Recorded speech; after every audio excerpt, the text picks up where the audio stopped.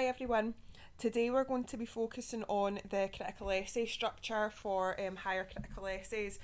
Tomorrow you are going to be writing a critical essay on My Last Duchess. So I thought that we would do a little bit of a recap this double period on how the critical essay should be structured and give you some exemplars of introductions and peer paragraphs. The critical essays that you guys have already done for your assessments that you did in class were really, really good. I know some of you have still to get those back, so hopefully when we're back in school, you can see what your marks were for that. But the critical essays that you guys did for your assessments were really, really promising. So I've got no doubt at all that the critical essay practice that we do just now, or that we do tomorrow, sorry, is going to be of the same quality. Remember though that this is a practice, this isn't an assessment that you're going to be doing tomorrow. It's nothing to do with a prelim. It's just a practice essay under timed conditions, just to get you thinking about how fast you're writing, maybe that you need to maybe do a wee bit more practice at home on your own under timed conditions, or just a chance for you to get like feedback and stuff. So I'm going to go over the critical essay structure with you hopefully quite quickly, because a lot of this we've done in class already. I'll put this PowerPoint up in the Teams page under files for you so that you can have a look at it as well without me talking over it. So this is, I've already gone through this with you in class, but we'll go over it again. This is what you need to be able to do in your critical essay. This is what the SQA are looking for. So for your essay writing skills, the examiners are looking for how well you understand and know the text. They need to be able to know that you are able to examine the way that the writer writes and the techniques that they use. So the examiner needs to know that you understand the poetic techniques that are being used in My Last Duchess. The SQA examiner also needs to know that you are engaged with the text as well, that you're not just reading it and going, right, okay, I just need to write an essay on this. You have to show that you've got some sort of interest in the text as well. So to do that, you evaluate the text and you have a personal response to it and a personal opinion about what you've read. And you're also being tested and measured on how well you use things like spelling, grammar and punctuation and things like that. So that means that the essay needs to be well linked together and that the language that you use is formal. I know that some people were struggling a little bit with the last two that are on this list. So things like expression, so how do you express yourself in a critical essay? It's difficult to do it. To know how to do it in a critical essay because it is supposed to be formal. So I'm going to talk to you about that later on, about how you can express yourself, and the evaluation as well. Some people struggle with how to give a personal response to a text, especially because it's supposed to be formal writing. So I'll talk to you a little bit about that at the end as well, about how to properly evaluate, because that's where some of your marks are coming from. Okay, so choosing an essay. So the essay choices are divided into 5 sections, as you know. Please, please, please only ever choose the essay question from the poetry section. You'll see drama, prose fiction, prose non-fiction, film and TV drama and language and all that. Ignore all of those. My Last Duchess is a poem, so your question must come from the poetry section. I've already seen a couple of people doing this, making this mistake, picking the question from the wrong section. Please don't let it be you. Okay, so I'm just going to quickly go over the way that the questions are structured, because we did this in class to quite a deep extent.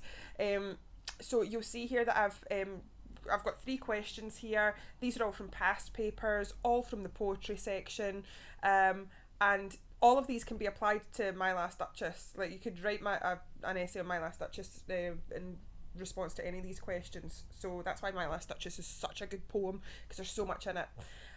So the essay tasks follow the same pattern. They are set out in 2 paragraphs. So if we just look at question 1, you can see here that it says, choose a poem which makes effective use of a specific place or character or moment in time.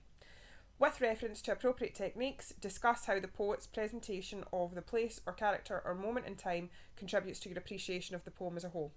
Now, I said to you in class, that bit that's in orange, the second bit of the second paragraph of the question, that bit doesn't really change.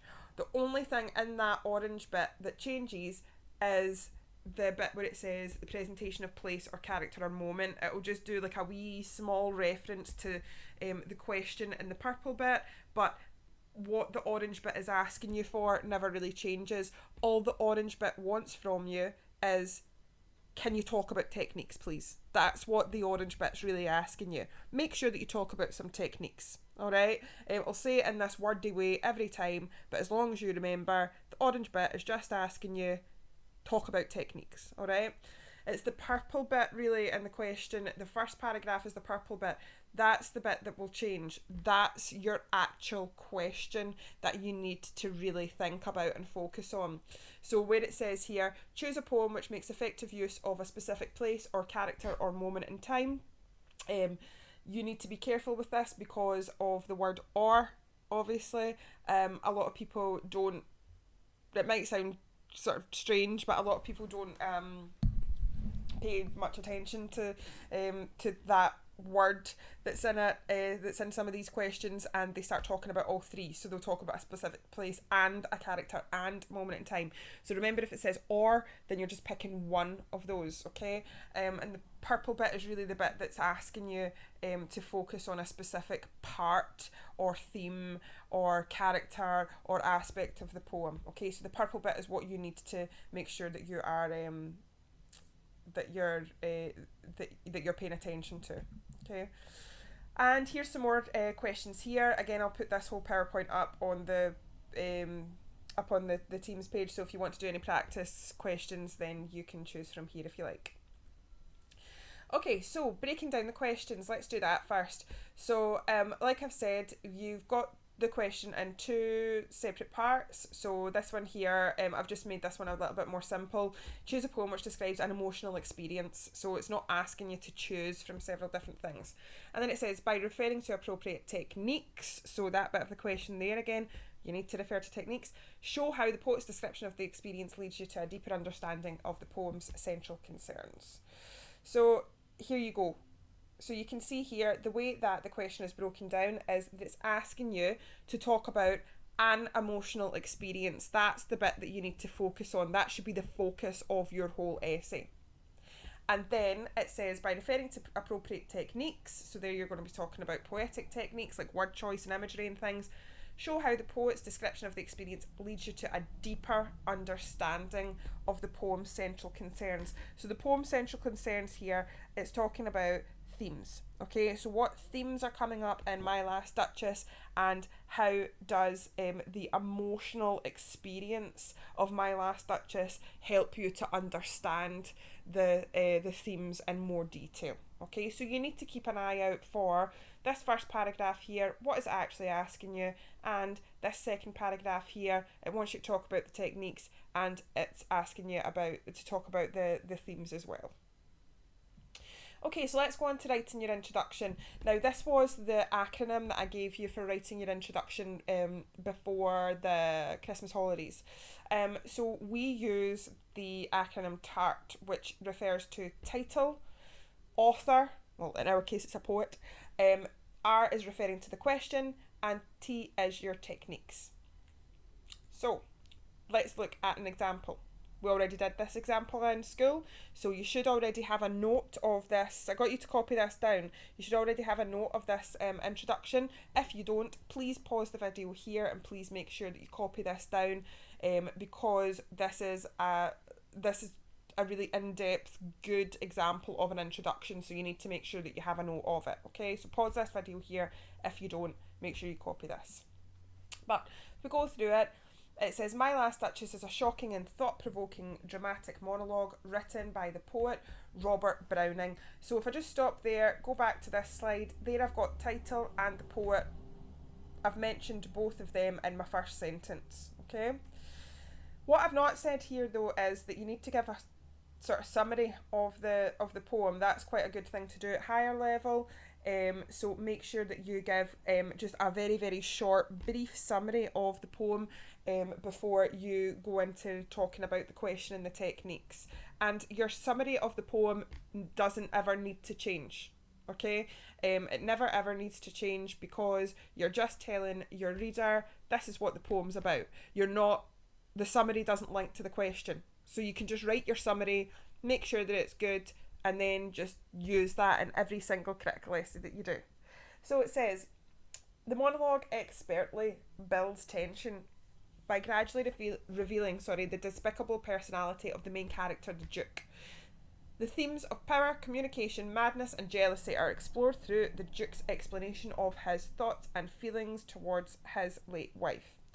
The revelations that come from the Duke's aggressive tone and language tell us that the Duke may be a man of violence, and we make our own decision as to what has actually happened to his last Duchess.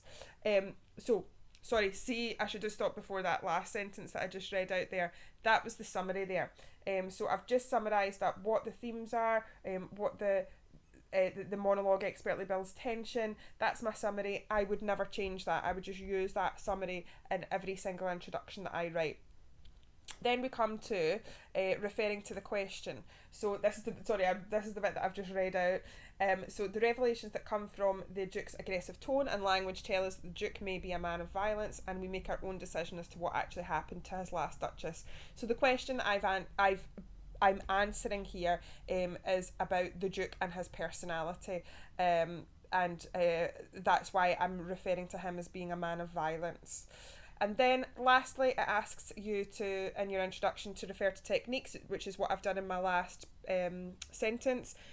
This monologue creates a highly emotional, intense atmosphere through Browning's careful crafting of poetic techniques such as form, word choice, contrast, and imagery, because that's what I'm planning on making each of my paragraphs about.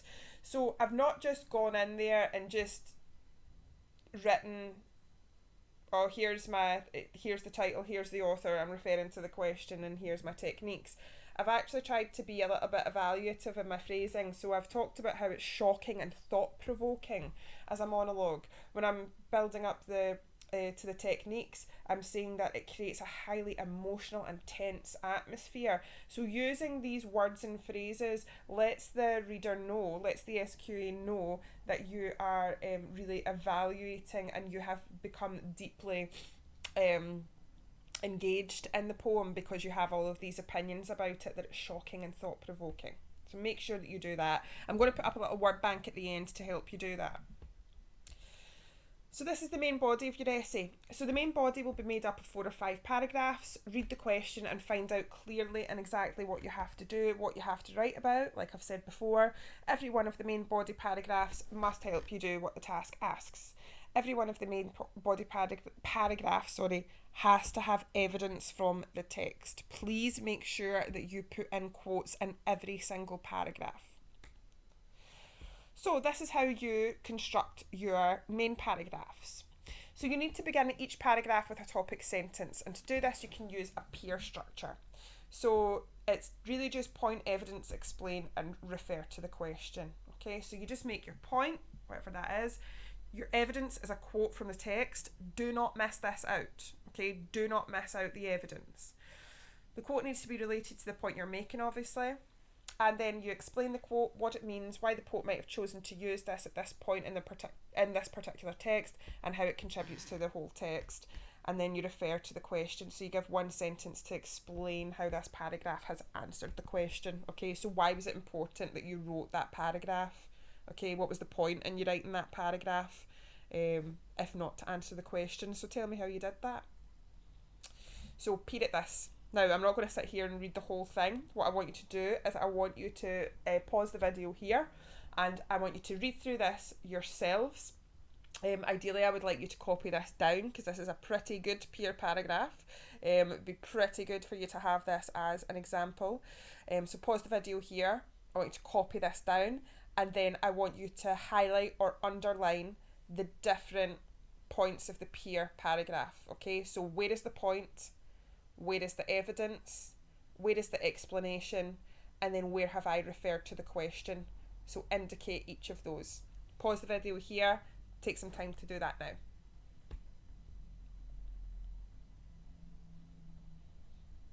Okay, now that you've had some time to do that, guys, what I would like you to do is just have a wee look at this. I'm going to show you the answers to this. So here it is, peered. So I've used red, blue, green and purple to do this. So you can pause the video here and just have a little look and see where each of the peer paragraphs, the sections of the peer paragraph are coming up in my paragraph that I've written here. You'll see this little black bit in the middle. That's just me being a little bit.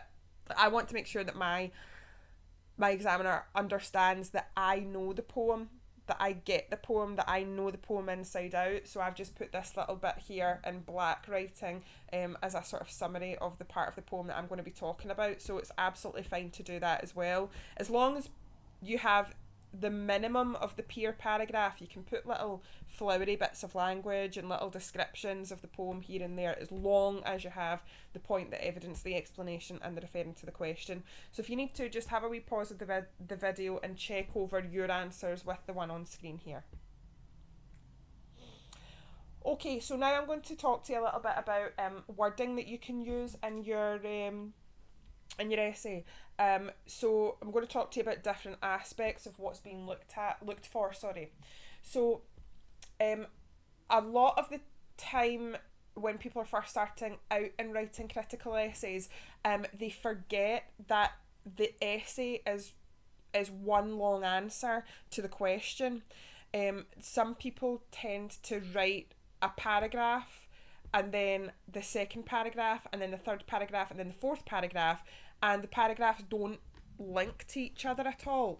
It's like they're just totally four or five different sections of writing, and you don't want to do that. You want the examiner or your teacher this year, I suppose, to see that you are highly literate, that you are able to write a very effective and sophisticated essay that links together and that the points all weave together, and it reads like one essay rather than a jarring paragraph 1, paragraph 2, paragraph 3, paragraph 4.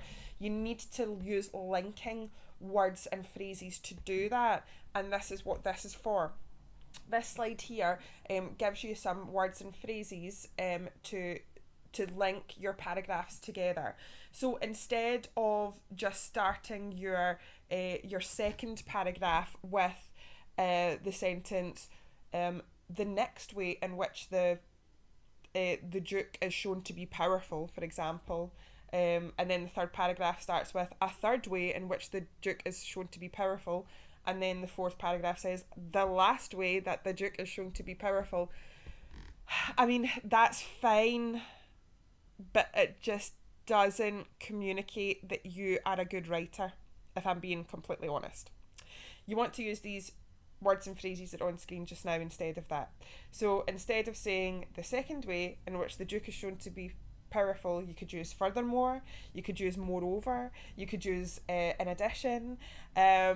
So these are just a few that you can use. There are obviously hundreds more ways that you can use to link your paragraphs together, but please make sure that you are using some of these suggestions on screen.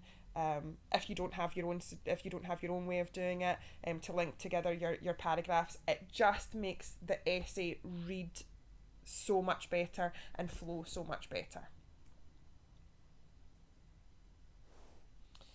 Okay guys, so bear with me for a little second. I'm going to bring up this second slide here. Okay, so in keeping with the theme of linking as well, here are some linking words for linking your analysis to the quotes. So this is where you are explaining the evidence that you've given. How do you link that evidence to your explanation? So the following words and phrases describe what the writer does or what part of the text does, and these words will help you to show that you are analysing the author's work. So by saying things like, because you know that you're supposed to break the quotation and analyse its parts, so you could talk about how a word reinforces something, you could talk about how a phrase emphasises something, how it highlights, how it foreshadows, how it has connotations of something. So make sure that you are using these words and phrases in your explanations of the evidence. And your evaluation. Now, it's really, really important to put an evaluation in. I said at the start of this presentation that the evaluation is your own opinion and your own thoughts and your own ideas that come from the poem, and you need to put that in because that is an actual part of the marking criteria. In the marking grid, it asks us how effectively have they evaluated. So if you're not evaluating at all, then it's very unlikely that you're going to pass. So you must evaluate in some way. So you can, like it says here, one word can constitute evaluation, and I showed you that in the introduction. If you'll remember the introduction example that I gave you, I was using words like thought-provoking, dramatic. So those are like emotional words. They're how that poem has affected me. By me saying that poem is thought-provoking or dramatic, I'm telling the examiner that's how I have been affected by the poem. It's provoked my thoughts. Do you see what I mean? So you can use these types of evaluative words to show the examiner that you understand the poem and that you've really engaged with it. So by referring to a quotation, for example, in one of your main paragraphs as being clever or amusing or effective, or a particular word being emotive or interesting or thought-provoking, by using these types of evaluative words, you are showing the examiner, I'm engaging, I'm interested in this poem, and I have a real opinion about this that I want to get across. So make sure that you're doing that as well in your explanations of the quotations that you're going to be using in your main body of your essay. Here's some more words that you can use for your evaluation or your personal response. So the following words and phrases describe how the reader feels or how the text affects us as we read. These will help you to show that you're evaluating the author's work. Okay, so you can have a little look at these. You can pause the video here. Remember, this PowerPoint will be up in the Teams page as well. And just a last little note on the conclusion. So remember that your conclusion needs to sum up and round off what you've written. You need to give your personal response to what you've written. So again, your evaluation, make sure that you are using these words in there, okay, to communicate what you feel about the poem, how it's affected you, and sum up the techniques that you have spoken about in the main body of the essay and refer to the question. Can I just ask, sometimes people start analysing another quote in the conclusion. I don't know why they do that. Please do not do that. The conclusion should sum up what you felt about the poem, what your opinion was on the poem, and how your evidence in the main body of your essay has answered the question. Your conclusion is not the time to be presenting new evidence and presenting new analyses. That's where you do that in your main body of your essay, so please don't do that in the conclusion. Now, just to finish off, that's us at the end of the slideshow here, guys, but just to finish off, I wanted to share with you some things that I'm going to get you to do with your essays. So, like I say, tomorrow you're going to be doing your critical essay. You're going to be writing that under timed conditions. Again, not an assessment at all. It's just a practice, okay? But I'm going to include this document that you can see here in the files section of the Teams page so that you can have a look at what you should be doing in your critical essay. So it makes out here the process, okay? So making sense of the question, planning points from throughout the poem in relation to the question. You should probably be doing that today after you've listened to this, listened to me talking in this video here. You need to make sure that you're writing the introduction, using tart, writing, I've said 5 main body paragraphs here, okay, 4 or 5, linking them together with topic sentences and ensuring the relevance to the question is clear. Write a clear conclusion and make sure at the end of your work, proofread it. Please, please proofread it. I've also put a little grid here that you can tick as you go. So after you've written it, during your proofreading, I want you to go through this and tick to make sure that you've proofread it. So this is, to me, when you've checked each of these, this to me shows me that you have actually gone back over and you've read your work. So when you submit your work tomorrow, and I'll remind you of this tomorrow, when you submit your work tomorrow, I want you to submit this checklist with it. Then after you've submitted your work, you'll get it marked by both myself and Miss Murphy. But before we do that, I think it's really, really important that you get to sort of share your work with each other. So I'm going to take each of your essays and I'm just going to randomly give them to other people in the class. So that you can get some feedback from other people. I'll make these be anonymous, so people won't know that it's yours that they're reading. But your essay will be assessed by somebody in the class before it's been read over by myself and Miss Murphy, and we've given you feedback.